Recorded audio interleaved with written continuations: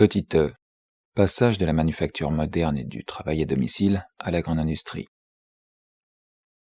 La dépréciation de la force de travail par le seul emploi abusif de femmes et d'enfants, par la brutale spoliation des conditions normales de vie et d'activité, par le simple effet de l'excès de travail et du travail nocturne, se heurte à la fin contre des obstacles physiologiques infranchissables.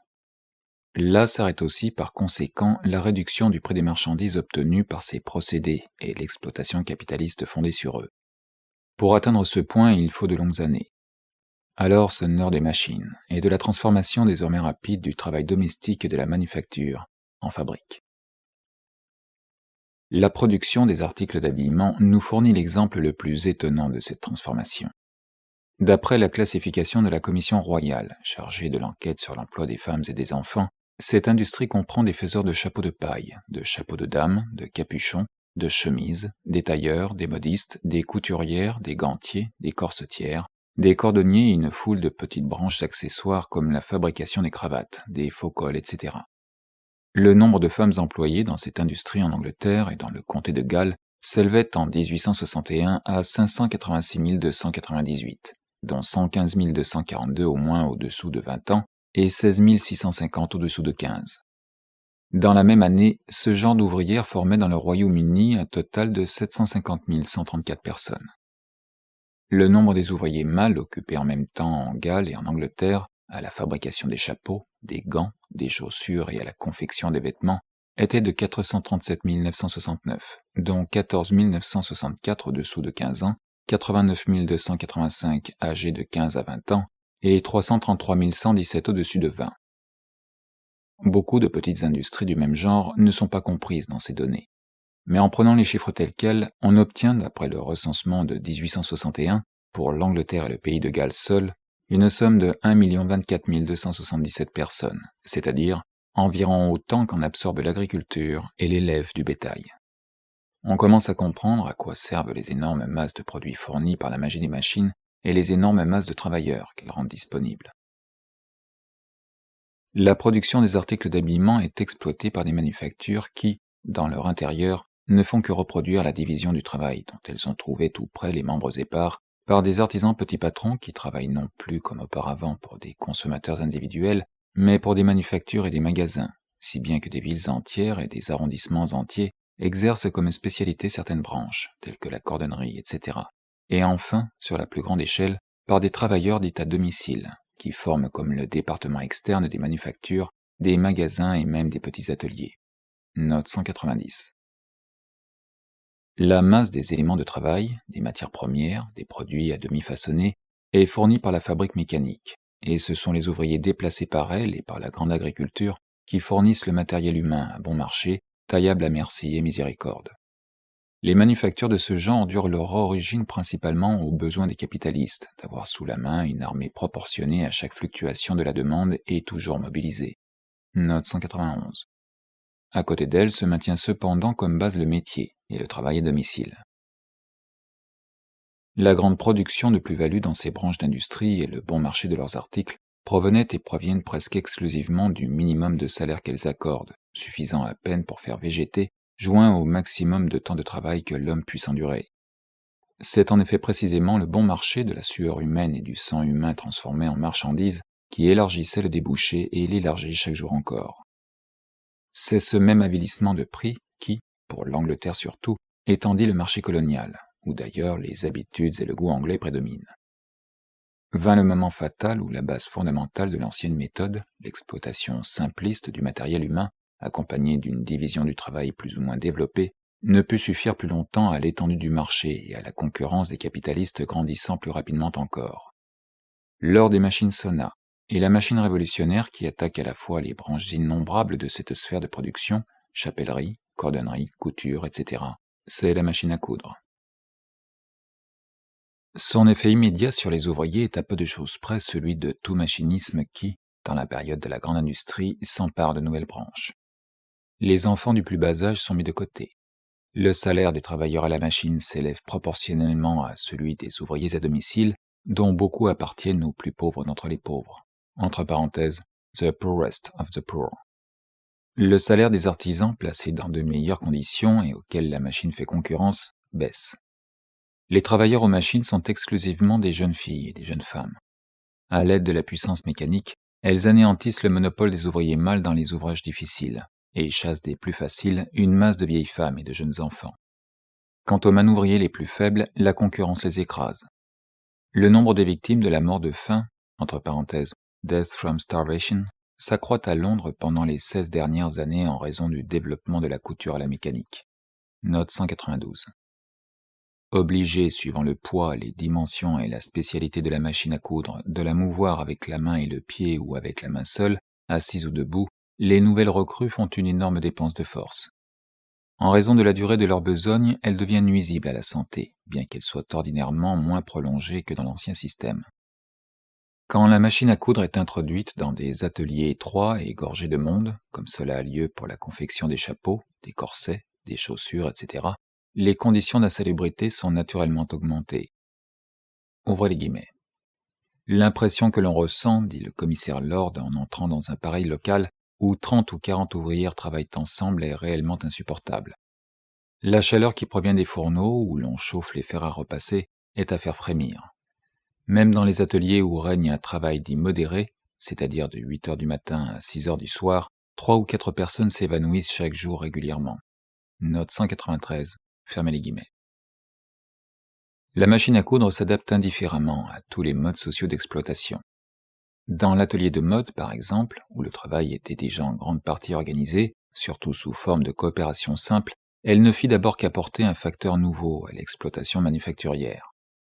Chez les cordonniers, les tailleurs, les chemisiers et une foule d'autres industriels concourant à la confection des articles d'habillement, tantôt nous la rencontrons comme base technique de la fabrique proprement dite, tantôt des marchandeurs auxquels le capitaliste entrepreneur fournit les matières premières entassent autour d'elle dans des chambres, des mansardes, 10 à 50 salariés, et même davantage. Tantôt, comme cela arrive en général quand le machinisme ne forme pas un système gradué et peut fonctionner sous un petit format, des artisans ou des ouvriers à domicile l'exploitent pour leur propre compte, avec l'aide de leur famille ou de quelques compagnons. Note 194. En Angleterre, le système le plus en vogue aujourd'hui est celui-ci. Le capitaliste fait exécuter le travail à la machine dans son atelier et en distribue les produits, pour leur élaboration ultérieure, parmi l'armée des travailleurs à domicile. Note 195. Or, si nous voyons la machine à coudre fonctionner au milieu des combinaisons sociales les plus diverses, ce pêle-mêle de modes d'exploitation n'appartient évidemment qu'à une période de transition qui laisse de plus en plus entrevoir sa tendance fatale à transformer en fabrique proprement dite les manufactures, les métiers et le travail à domicile, où s'est glissé le nouvel agent mécanique. Ce dénouement est accéléré en premier lieu par le caractère technique de la machine à coudre, dont l'applicabilité variée pousse à réunir dans le même atelier, et sous les ordres du même capital, des branches d'industrie jusque-là séparées. De même, quelques opérations préliminaires, telles que des travaux d'aiguille, s'exécutent le plus convenablement au siège de la machine. Une autre circonstance décisive est l'expropriation inévitable des artisans et des travailleurs à domicile employant des machines à eux. C'est l'événement de chaque jour. La masse toujours croissante de capitaux placés dans les machines à coudre, en 1868 à Leicester, la cordonnerie seule en employait déjà 800, amène des excès de production. De là encombrement des marchés, oscillations violentes dans les prix des articles, chômage, autant de causes qui forcent les travailleurs à domicile à vendre leurs machines. Les machines mêmes sont construites en telle abondance que leurs fabricants, empressés de trouver un débouché, les louent à la semaine et créent ainsi une concurrence terrible aux ouvriers possesseurs de machines. Note 196. Ce n'est pas tout. Les perfectionnements continuels et la réduction progressive des prix déprécient sans cesse les machines existantes et n'en permettent l'exploitation profitable qu'entre les mains de capitalistes qui les achètent en masse et à des prix dérisoires. Enfin, comme dans toute révolution industrielle de ce genre, le remplacement de l'homme par l'engin à vapeur donne le dernier coup. Les obstacles que l'application de la vapeur rencontre à son début, tels que l'ébranlement des machines, leur détérioration trop rapide, la difficulté de régler leur vitesse, etc., sont purement techniques et l'expérience les a bientôt écartés, comme l'on peut s'en convaincre dans les dépôts d'habillement militaire à Pimlico, Londres, dans la fabrique de chemises de messieurs Tilly et Anderson à Londonderry, dans la fabrique de vêtements de la maison Tet à Limerick, où environ 1200 personnes sont employées. Si la concentration de nombreuses machines-outils dans de grandes manufactures pousse à l'emploi de la vapeur, La concurrence de celle-ci avec la force musculaire de l'homme accélère de son côté le mouvement de concentration des ouvriers et des machines-outils dans de grandes fabriques. C'est ainsi que l'Angleterre subit à présent, dans la vaste sphère des articles d'habillement et dans la plupart des autres industries, la transformation de la manufacture, du métier et du travail à domicile en régime de fabrique, après que ces vieux modes de production, altérés, décomposés et défigurés sous l'influence de la grande industrie, ont depuis longtemps reproduit et même exagéré ces énormités sans s'approprier ces éléments positifs de développement. Note 197. La marche de cette révolution industrielle est forcée par l'application des lois de fabrique à toutes les industries employant des femmes, des adolescents et des enfants. La régularisation légale de la journée de travail, le système des relais pour les enfants, leur exclusion au-dessous d'un certain âge, etc., oblige l'entrepreneur à multiplier le nombre de ses machines, note 198, et à substituer comme force motrice la vapeur aux muscles, note 199. D'autre part, afin de gagner dans l'espace ce qu'on perd dans le temps, on est forcé de grossir les moyens de production collectifs tels que fourneaux, bâtiments, etc., de manière que leur plus grande concentration devient le corollaire obligé d'une agglomération croissante de salariés. En fait, toutes les fois qu'une manufacture est menacée de la loi de fabrique, on s'égosille à démontrer que, pour continuer l'entreprise sur le même pied, il faudrait avoir recours à des avances plus considérables de capital.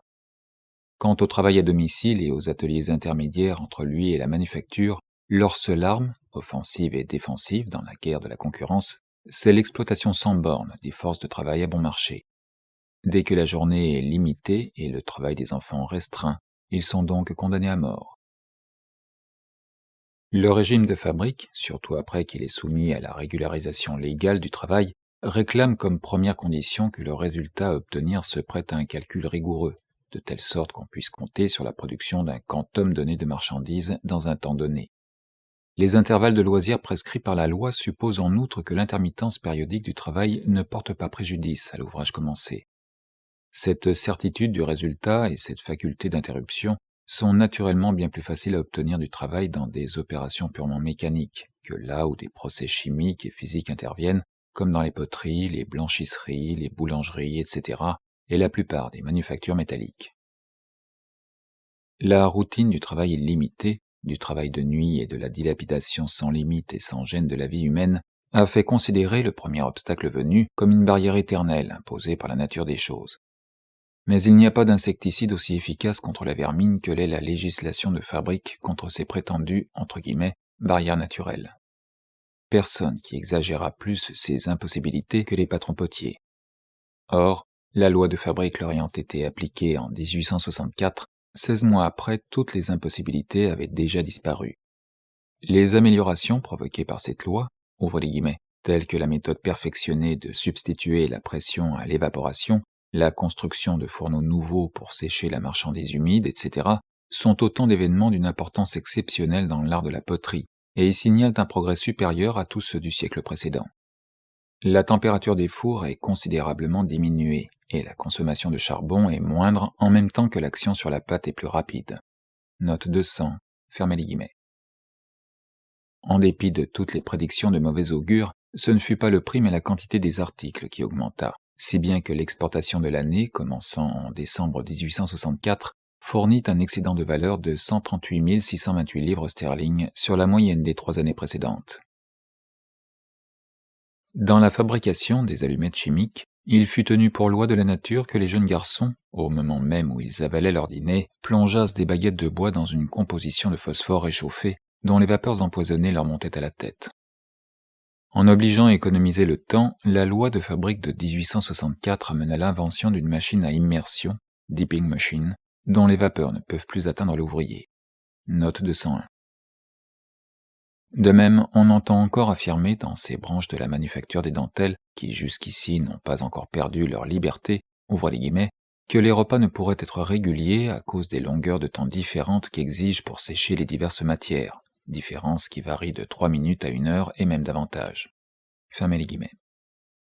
Mais, répondent les commissaires de l'enquête sur l'emploi des enfants et des femmes dans l'industrie, ouvre les guillemets, les circonstances sont exactement les mêmes que dans les fabriques de tapis, où les principaux fabricants faisaient vivement valoir qu'en raison de la nature des matériaux employés et de la variété des opérations, il était impossible, sans un préjudice considérable, d'interrompre le travail pour les repas. En vertu de la 6e clause de la 6e section du Factory Acts Extinction Act de 1864, on leur accorda, à partir de la promulgation de cette loi, un sursis de 18 mois, passé lequel ils devaient se soumettre aux interruptions de travail qui s'y trouvaient spécifiées. Note 202, fermez les guillemets. Qu'arriva-t-il? La loi avait à peine obtenu la sanction parlementaire que messieurs les fabricants reconnaissaient s'être trompés. Ouvrez les guillemets. Les inconvénients que l'introduction de la loi de fabrique nous faisait craindre ne se sont pas réalisés. Nous ne trouvons pas que la production soit le moins du monde paralysée. En réalité, nous produisons davantage dans le même temps. Note 203, fermez les guillemets. On le voit, le Parlement anglais, que personne n'osera taxer d'esprit aventureux, ni de génie transcendant, est arrivé par l'expérience seule à cette conviction qu'une simple loi coercitive suffit pour faire disparaître tous les obstacles prétendus naturels, qui s'opposent à la régularisation et à la limitation de la journée de travail. Lorsqu'il soumet à la loi de fabrique une nouvelle branche d'industrie, il se borne donc à accorder un sursis de 6 à 18 mois, pendant lequel c'est l'affaire des fabricants de se débarrasser des difficultés techniques. Or, la technologie moderne peut s'écrier avec Mirabeau, ouvrez les guillemets, « Impossible, ne me dites jamais cet imbécile de mot », fermez les guillemets. Mais en activant ainsi le développement des éléments matériels nécessaires à la transformation du régime manufacturier en régime de fabrique, la loi, dont l'exécution entraîne des avances considérables, accélère simultanément la ruine des petits chefs d'industrie et la concentration des capitaux. Note 204.